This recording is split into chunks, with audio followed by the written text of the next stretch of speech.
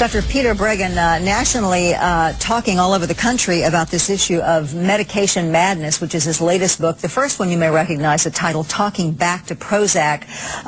Do you not believe, Dr. Breggen, that people have depression that needs to be treated with medication? Do people not have chemical imbalances? Well, first, people do get depressed. I mean, depression's a part of normal life in many ways. When we have losses, we grieve. When things don't develop in our lives the way we want, we get sad, we have losses. So it's really a human continuum. And some people get terribly depressed. But that doesn't mean it's biological. The idea that individuals have biochemical imbalances in their brain is a PR campaign by drug companies. We can't even measure the activities in the human brain. We'd have no way of proving a biochemical imbalance. But we do know from animal research that the drugs cause biochemical imbalances. So it's literally true that the only known biochemical imbalances in the brains of people who are depressed or anxious are the ones caused by the drugs. You don't think anybody ever really benefits from taking even a small amount of these medications? I think it's a mistake to try to treat a fundamentally psychological, spiritual problem of feeling hopeless about life by doing something to your brain. You're never going to improve your brain with a psychoactive substance, whether it's alcohol or marijuana or Prozac or Xanax. You're not going to make your brain work better. The brain's much too complicated for that. People need to come to grips with their lives, and we discourage that when we make believe there's a biochemical imbalance. All right, Gary and Sebring, your turn. Yeah, thank you for taking my call. Sure. I believe the gentleman's correct. My dad passed away. I was feeling depressed. My family doctor gave me Prozac. I started seeing things and becoming very, very violent at work. I was only on them 10 days. I flushed them and got off them. And do you feel less that way now that you're off the medication? Oh, I've been off 12 years and feel fine. Very, very, very glad for you. I appreciate that comment. Tanya in Tampa, how about you? Hi, I have the exact opposite approach to it. I've been on it for 6 years, and it wasn't only depression that I had. It was OCD and some other things, a little bit of anger, and it just helps me feel balanced. And when I'm off it, I don't feel okay. What do you say to her?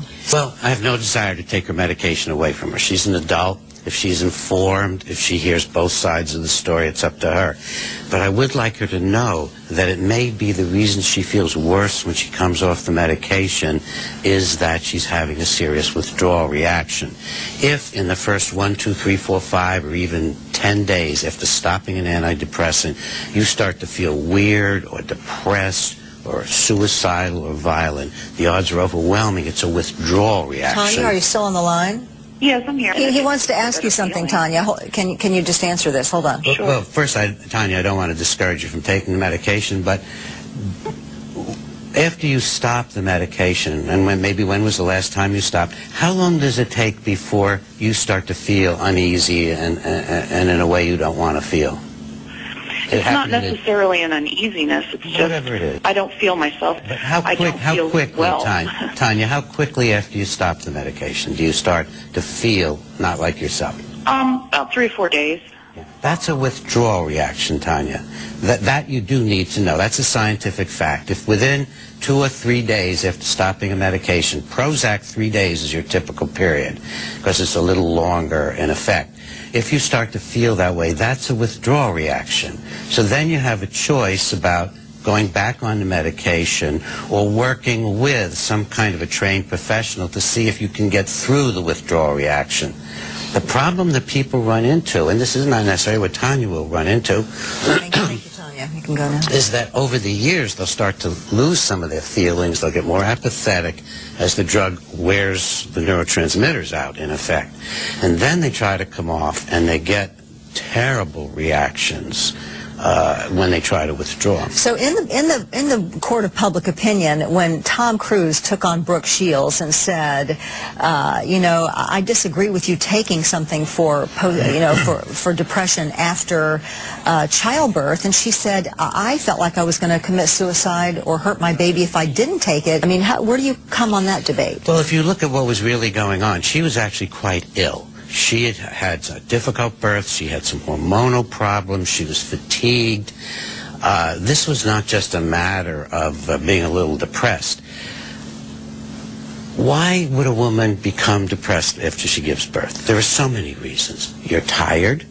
Maybe you feel abandoned by your husband. You don't think it's need to bring a surging family hormones? together. You don't think there's any possibility? No, yes, oh yes, surging hormones, and in fact, a huge drop in the hormones.